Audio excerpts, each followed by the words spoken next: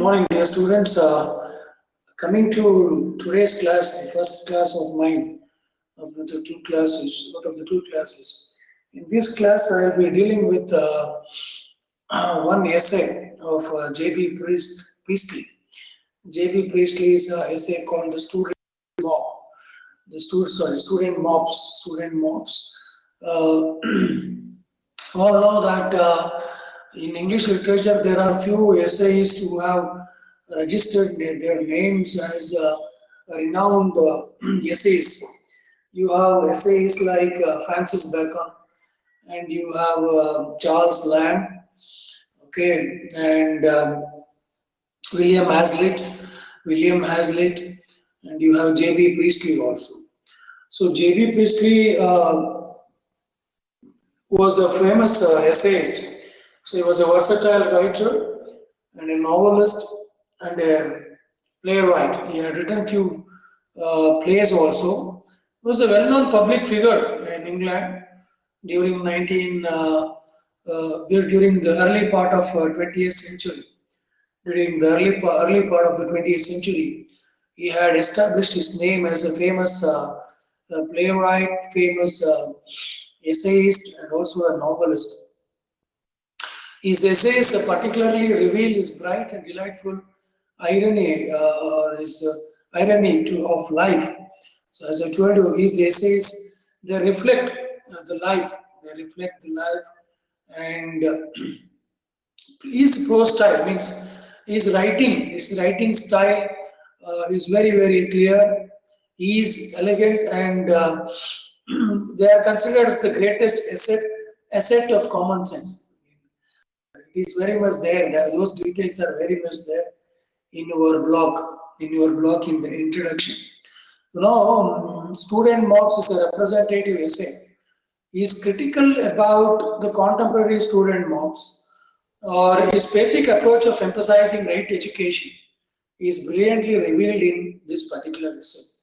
I don't know how many of you, out of those who are attending this class, how many of you are regular students, how many of you have attended classes in regular education. See, I had this experience. I was a student of a prestigious college called Maharaja's College in Mysore. During those days, we did our degree in annual scheme. We used to have exams once in a year, not twice a year. Our syllabus was not divided into semester scheme, and we used to have only one exam, and it was an annual scheme. During those days, I have seen most of the students in my degree days. They were so rampant. They were so chaotic. In the sense, there were so many days when we didn't have proper classes. Never used to have proper classes because there were so many student organization, student groups who used to come on street. They used to ask us to boycott boycott classes, and they never used to allow to attend the classes, and the teachers were not allowed to take classes. So there were so many such, again, those students groups were funded by political organizations, You know what is happening in JNU, Jawaharlal Nehru University. There are so many factions, student unions in JNU, and it is having an impact on education. It is having an impact on academic thinking, on academic achievements, on academic achievements. Moreover, these students who represent these organizations or student unions, in future they become political leaders. They become political leaders, and they adopt all kind of non-violent measures to achieve their intentions. They never adopt the path of non-violence. They adopt the path of violence. So they take all the violent measures to achieve their intentions. So during my college days, I have seen so many such student organizations creating a lot of problem to the regular classes, and a lot of problem to the college administration. So at the same time, they were again here. This particular essayist, Priestley, never considers the students, never considers the group of students as union, students union. They are not the union, students union, which are fighting for what the noble cause, which are fighting for the noble cause. In this essay, is critical, is criticizing such student unions, such student organizations, which create a lot of problem to universities, to degree college, to colleges, to universities. So he is very, very critical about that. He doesn't appreciate students becoming what, turning out to be a mob, a violent mob. See, there is subtle difference between a mob and crowd and group, isn't it? There is a difference between crowd, mob, and group.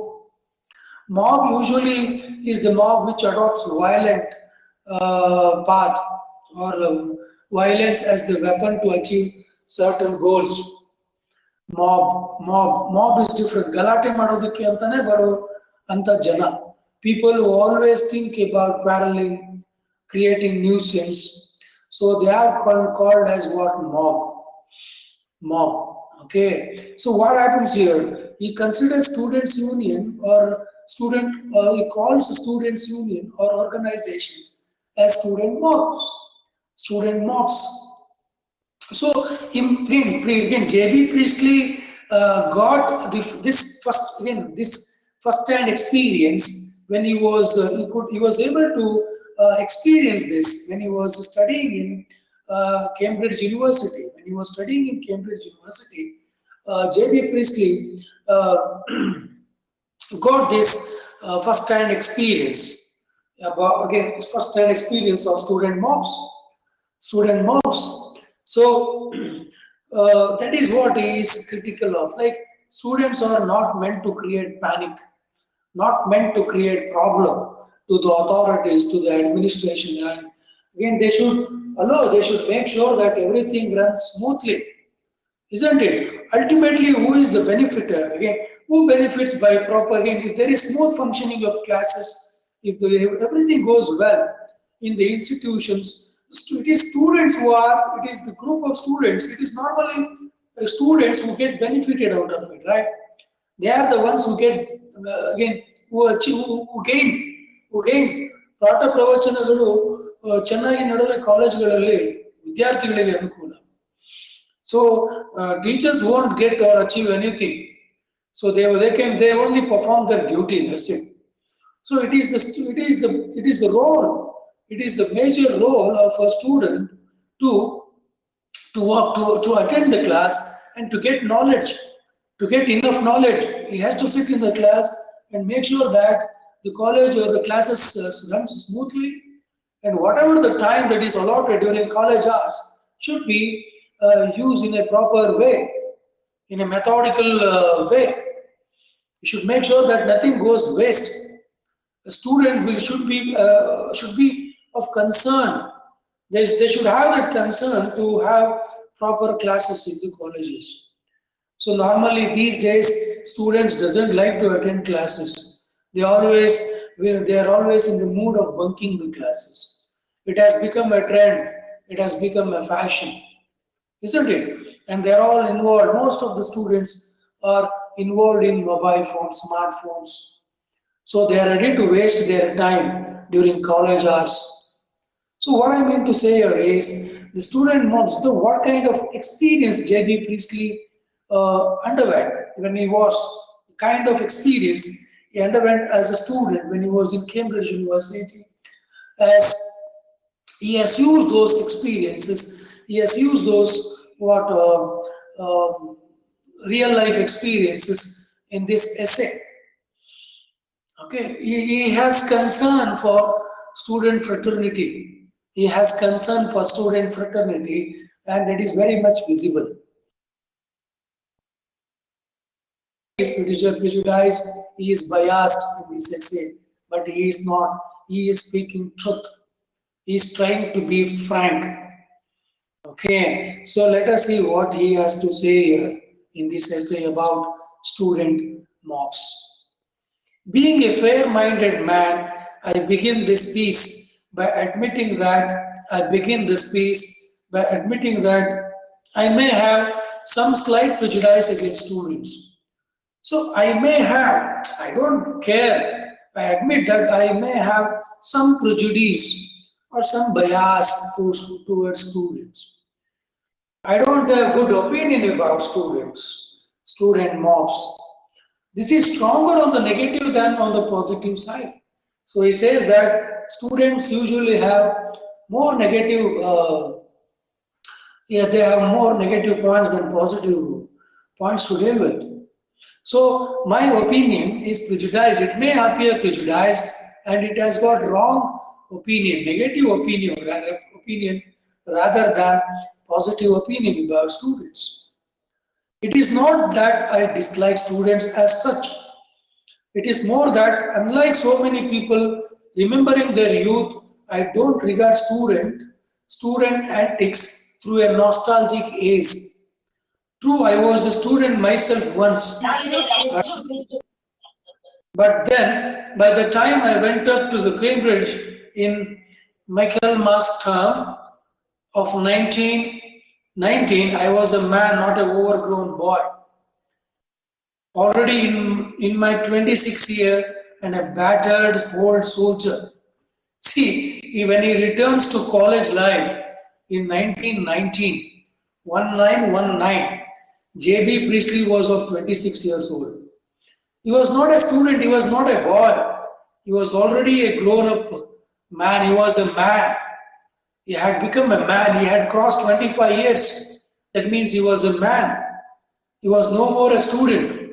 So he was of 26 years old. You can see the maturity in his thinking, in his thinking level. So he is of 26-year old. He attends college life. He returns to college life, and he finds that the college life again is not at all means has totally changed. There are no scope for values and ethics among students. There is no scope for values and ethics among students. So he is again he is of 26 years old. He is not a young boy. He is a man already attending college classes at that age, 26 years. So he was a battered what? Battered soldier, battered soldier. I wanted to get on with my life and not clown around with lads newly released from school and given their first checkbooks. So he wanted to get on with life. He was not in a mood to waste. He was not in a mood to waste. He was not in a mood to waste his life like those students who have just come out of the school. Again, I don't want to be a clown. I wanted to get on with my life, not like clowns around with lads newly released from school and given their first checkbooks. So I don't want to be like the newly released school boys. So since I am 26-year old, I cannot stick with them. Means I cannot sit with them, wasting my precious time. Okay. So this is what happens. So if you have crossed 26 years, 30 years, so if you return to college life, degree life, you become partners or college mates. You'll find mates or friends who have just come out of PUC and joined a degree. There you don't have much option. Much option. You have to sit around them. You have to spend time with them. But JB Priestley is not such a guy. He's not so interested to sit around with those young chaps, young lads. Okay, I don't see them, and I have never seen since why in many universities turning themselves into mischievous and sometimes dangerous mobs should be treated indulgently as if they were quite different from mobs of garage or garage hands, apprentice fitters, bus drivers. So you should treat students better than them, but they are not garage Again, they are not the people who are working in garage, or they are not the apprentice fitters who work in factories. You cannot treat students as you treat bus drivers, because they are students. They have come there to get education. They have come there to learn.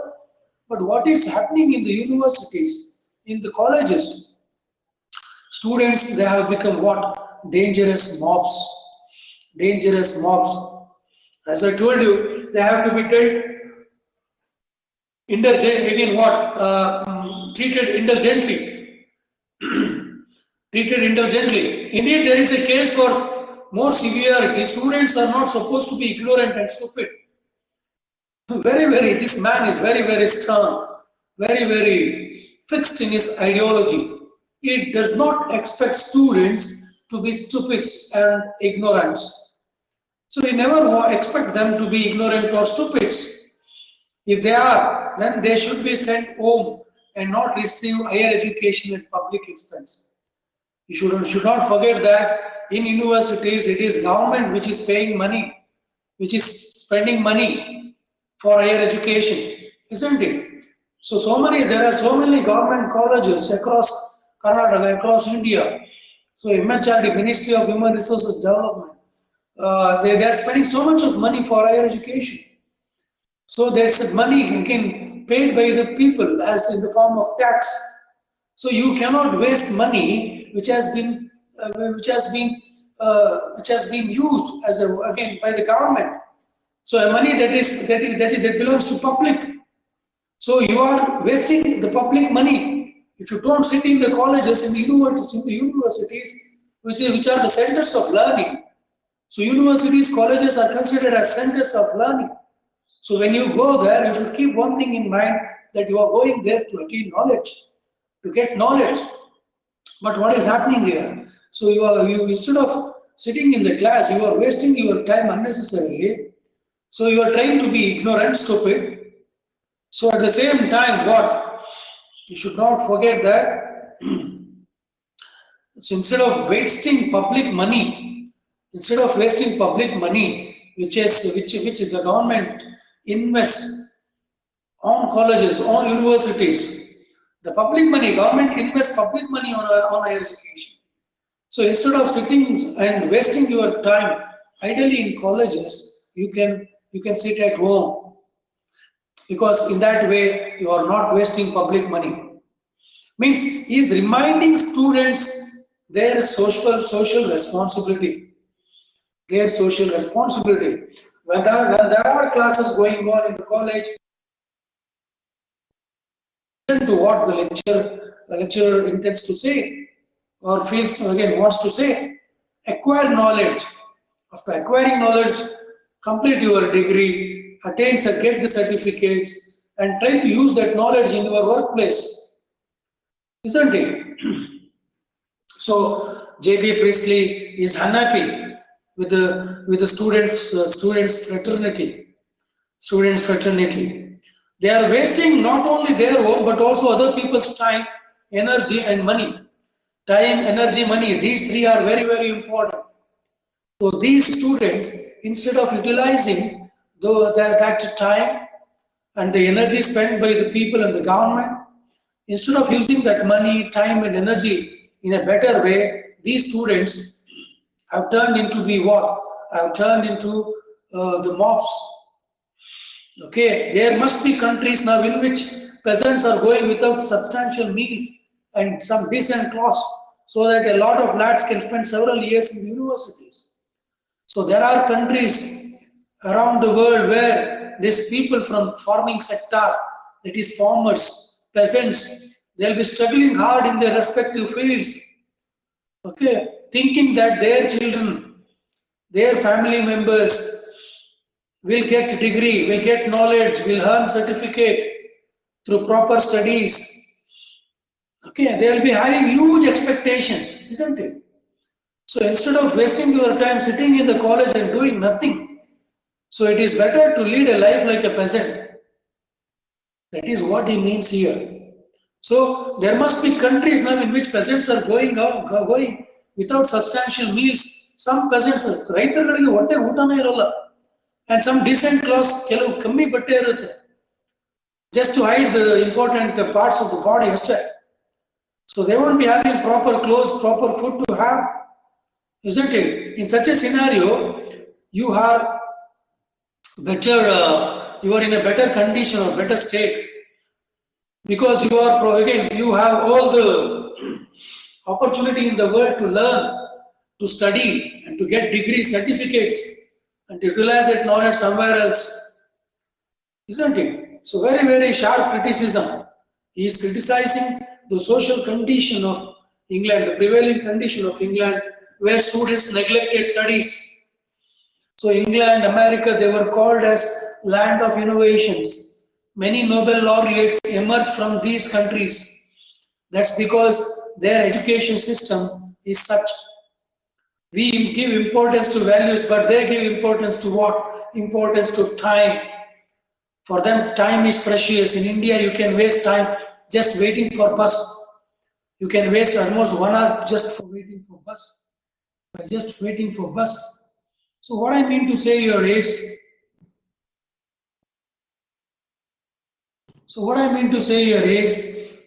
what J.B. Priestley wants to say here is that students do not have that authority or right to, again, to waste their precious time. They should be at last, they should be the last and not the first. Create only destructive mobs. So students have a lot of responsibilities in the society. So if such a scenario arises, students should be at the last stage. They are the ones who should be in the last line, because they have more social responsibility than others. They should be the last and not the first to create wholly destructive mobs. They should be reading books, not burning them. You know, most of the students, they come on the streets from their classes, from colleges, in order to, as a sign of protest. As a sign of protest, normally what they do, they burn books, which is a national waste. According to him, they should be reading books, not burning them. Read books, acquire knowledge, don't burn books. Isn't it? In our country, in India, we do give a lot of importance to books. Saraswati anta nanu treat ಮಾಡ್ತೀವಿ, isn't it? We worship books because they are symbol of knowledge. If you worship book, we feel that as if we are worshipping Goddess Saraswati, right? So that is what he means. Instead of burning books, you should what? You should be reading books. It is not the occasional rags that get out of hand and thinking about. No, it is the so-called demonstrations that seem to make an appearance every few nights on TV news. I do not care whose side they are supposed to be on. I am more and more depressed and revolted by these idiot processions with their banners and slogans and mindless grinning faces. So he is not bothered about the demonstrations, okay, the so-called demonstrations that seem to make every appearance every week at nights, every few nights on TVs. I don't care for those again whose side they are supposed to be on. He is not bothered about for what motive, for which purpose they are on street or they are fighting for. He is not concerned about it. He is not concerned about the political support such student organization mobs do clinch or do fetch from the outside world, from the non-college life. So what J.B. Priestley means is he is more worried or concerned about the future of the world. The students, you cannot allow students to be so negligent when it matters education. They do not have any right to spend the money or the time or the money spent on higher education by the government. They don't have any right. Students do not have any right. Okay. So J.B. Priestley is concerned about that. Is concerned about students' future. Okay. So they come on streets holding slogans, isn't it? And burning books, with grinning faces, mindless grinning faces. Some students, they'll be on street fighting for no cause. If you ask them, why are you on street striking? Why don't you attend the classes? If you ask them, they say, we are striking for a noble cause. But there will be most of the students who come on street for a strike on a particular reason to create panic in the society. Most of the students, they are not aware for what purpose they are on streets. They are all like paid workers. They are all like paid workers these days. Students are behind what? Behind political leaders. They are behind money. Okay, so J.B. Priestley has concern, or he is worried for such student groups or organizations. Okay, in many instances, of course, these demonstrations are anything but student improvisation.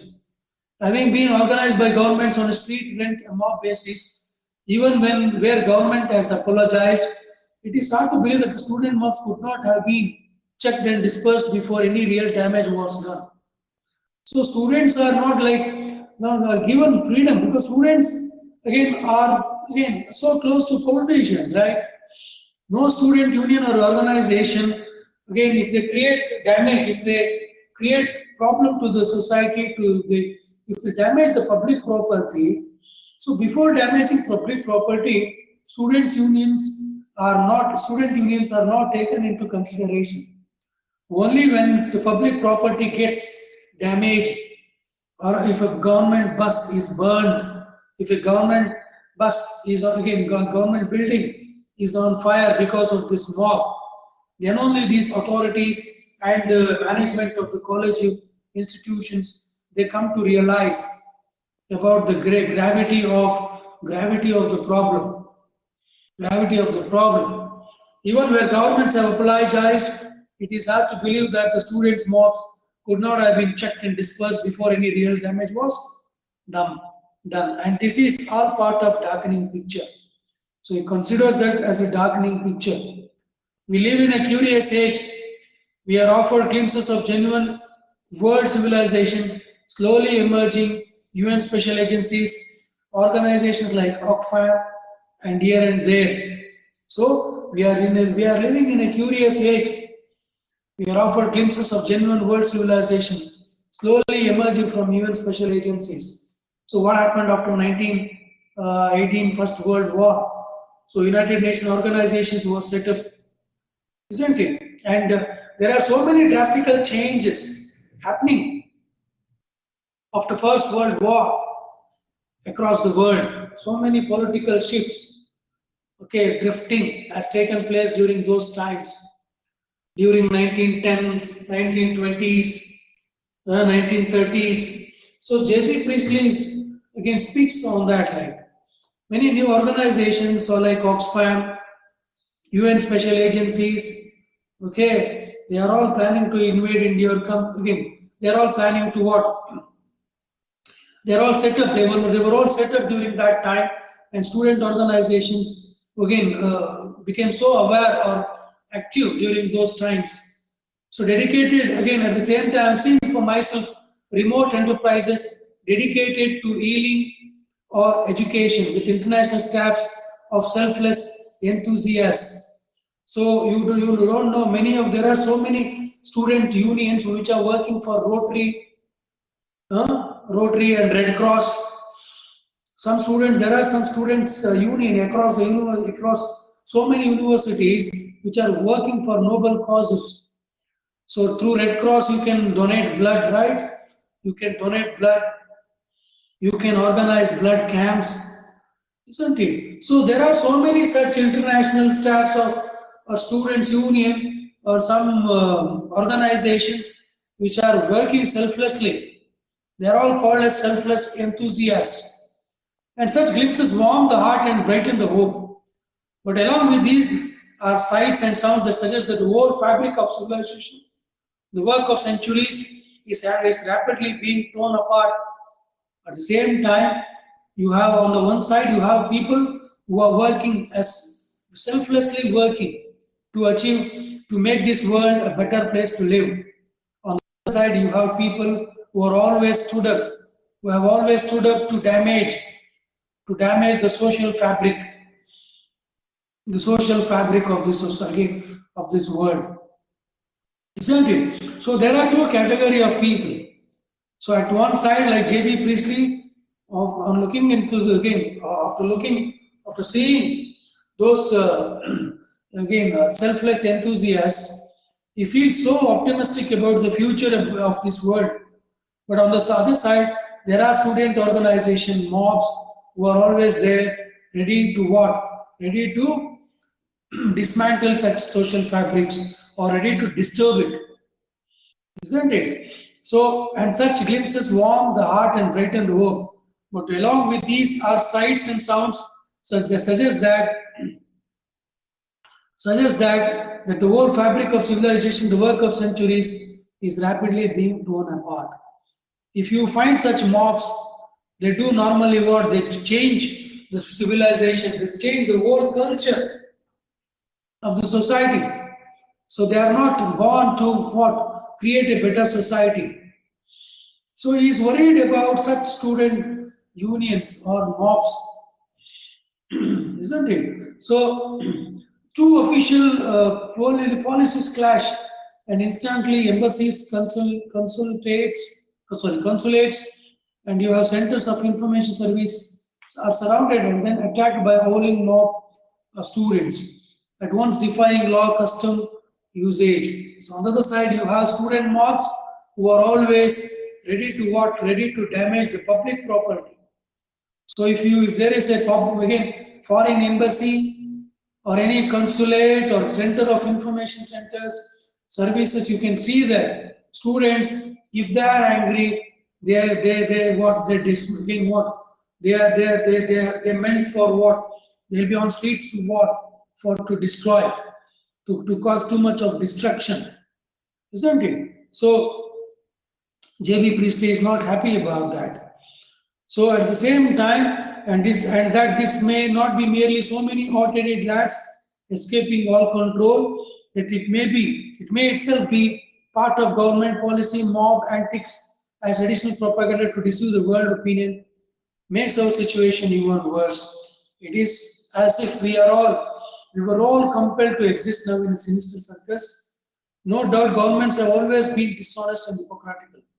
But now it is beginning to look as power mania is ready to destroy what? Destroy those long accepted forms and civilities that make international relations possible. So speaking about government organizations and international relations and other things, the time may soon come when ambassadors will have to move around in tanks.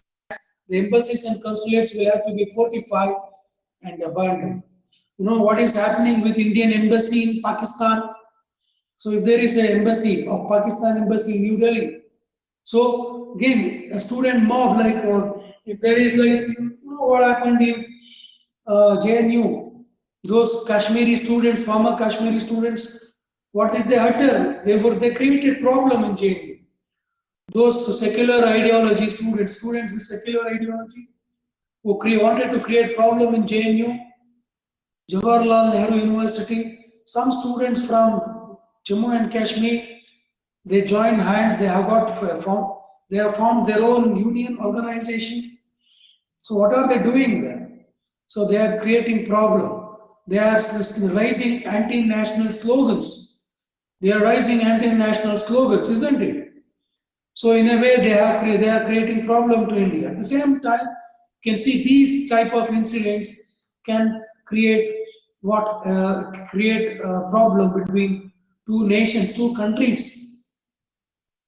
And they say that these Kashmiri students who go again across, so again many states are funded by again Pakistani agencies. That is what they see, because they are raising anti-national slogans. Chin ke lenge azadi. That is what they were screaming during those days of JNU strike. So what happened after that? So there is a parallel group which is against that. You have another group which is all set to defeat that. that kind of notion in Jain. So what he means to say that these student mobs, again, if it goes very wild, they may create what? Panic and problem. They may create problem to the relationship between the two countries. So ambassadors have a key role to play. So these ambassadors, instead of maintaining diplomatic relationship between the two countries, they have to what? They have to fortify their own embassies. So with the tanks, they have to move on. So they have to what? Use tanks which are used in war to avoid student mobs. So J.B. Priestley again might have seen these Cambridge students going on streets, okay, protesting in front of some embassies in England, okay. So which usually spoils the relationship between two nations, isn't it? So again, that is what he speaks here. Is about again he speaks about there is something else just as bad, perhaps even worse, and the evidence of it is amply supplied to us by TV cameras and mics. What we see in these student faces, illuminated by burning cars and bonfires of books, is not the glow of political enthusiasm, but a frenzied delight in destruction. So it is not the optimistic hope to be a politician, or again they don't again what organize mob, or you don't see student mobs being organized by certain students to become what would be politicians or future politicians. Their reason is to what? To get that sadist what happiness, or like gaining happiness by destroying or hurting someone, isn't it? Sadists, they are like psychopaths. They are like psychopaths who are ready to what? Damage public property in the name of student life. ವಿದ್ಯಾರ್ಥಿ ಜೀವನ ಹೆಸರು ಹೇಳ್ಕೊಂಡು ಒಬ್ಬ ವಿದ್ಯಾರ್ಥಿ ಅಂತ ಹೇಳ್ಕೊಂಡು student ಬಂದು ಬೀದಿಗೆ ಬಂದು ಸ್ಟ್ರೈಕ್ ಮಾಡೋದಲ್ಲ. You know what happened to that girl from University of Mysore? That girl, another girl from Bangalore, who raised voice against what? Against 370 article, isn't it? So they said that they asked Indian Army to free Kashmir, right? Which is anti-national. You don't know the ground reality of Kashmir. Until and unless you don't know the ground reality of Kashmir, how can you say free Kashmir? How can you say free Kashmir? So what I mean to say here is students mob do have again what responsibilities, their own responsibilities. They know they should be aware of what their duties. So what is required, what the society expects. Okay, there is something else just as bad as again. So these students are not happy. They are not meant just to speak before cameras in TV channels holding mics. They are happy because what? Because they can destroy. They can cause destruction. They can cause destruction. Okay, and that is what he says. And at the same time, whatever country or party they may be demonstrating for or against, what really inspires them is an urge towards violent demolition. So their urge towards violent demolition, they want to cause what? Serious damage to the public property. They want to create destruction. They are not fighting for a noble cause. So there may be a support from political parties or from certain nations for whose cause they are fighting, isn't it? But do the students really intended to fight for the noble cause? No. Their intention is to what? To create what? Massive destruction and what? Damaging the public property. They don't know and may ever know how to make anything worth having, but they need no courses of wrecking and destroying. If degrees were given in window smashing, car overturning, furniture firing, they would all have been with honors. It's an irony. It's very ironical here in this line. So he feels that if you are awarding degree for smashing windows and overturning the cars and furniture firing and doing all kind of, you call it as hooliganism. Hooliganism, Hooliganism. Hooliganism. Okay, hooliganism. So taking law into your hands, creating chaos and anarchy on streets, hooliganism. So these student mobs are known for hooliganism. Hooliganism, hooliganism. So car overturning, furniture firing, they would all have been honored with degrees. If you offer a course in this, in damaging public property and other courses, these people would emerge as the rank holders, according to J.B. Plaskett Beasley. They may still be weak in science and arts, medicine and the law, but they already are first in hooliganism. Okay, I doubt if some of them even know which side they are shouting for, their minds having abandoned to intricate the tedious arguments of politics as they joyfully contemplate the destruction of the people's property, of other people's property. As I told you, most of the people who are on street, these students, the student mobs who are on street, they are not aware for what cause, for what reason they are on streets. So, are they fighting for noble cause or not? They don't know. They come on streets for what purpose? To damage public property. That's it.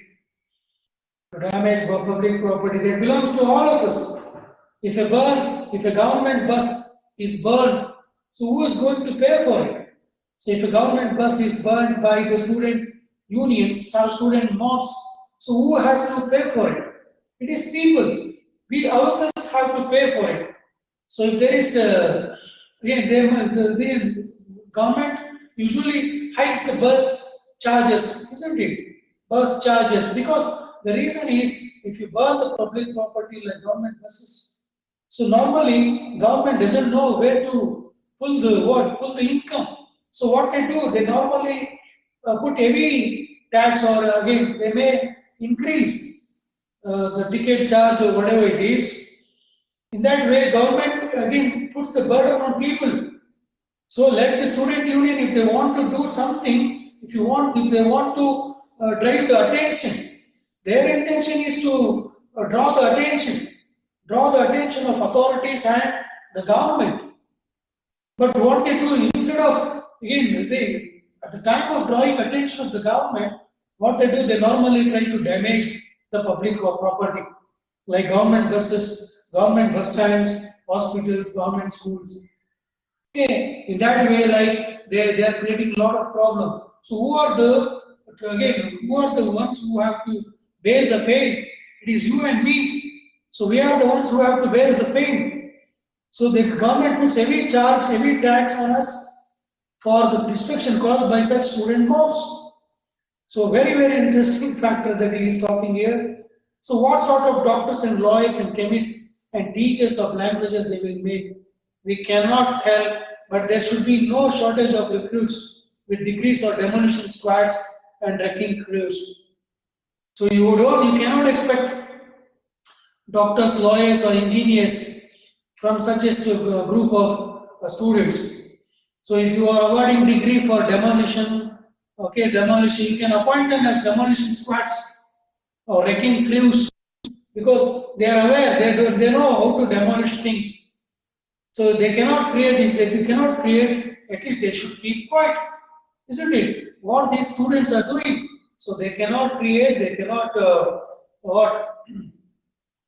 preserve. So what they are doing, instead of preserving or instead of creating or instead of giving something to the society, they are becoming a nuisance to the society. So if you want to appoint them, you cannot appoint them as doctors, lawyers, or engineers. You can appoint them as wrecking crews, demolition squads. Okay, and like soon there may appear on many camps those huge iron balls with which New York keeps knocking itself down. At a signal from the Minister of Foreign Affairs, out they will roll and demolish an embassy or two before it is time for evening seminars. This is what students do. So at signal, at a signal from Ministry of Foreign Affairs, out they will roll a demolition embassy, an embassy or two before. So what they do, instead of attending seminars, these students are busy in demolishing what? The public property. Instead of attending seminars, instead of getting knowledge, attaining knowledge from proper usage of education, by properly using education, what they are doing? They are busy involved in damaging or destroying the public property. In that way, they are causing so much of problem to the society. So, I'll continue in the next class. The same text is already approaching 12. I'll continue with the same text in the new class. I have one more class at 3 p.m. So, I'll complete this essay at 3 p.m. So, thank you till then. All the best.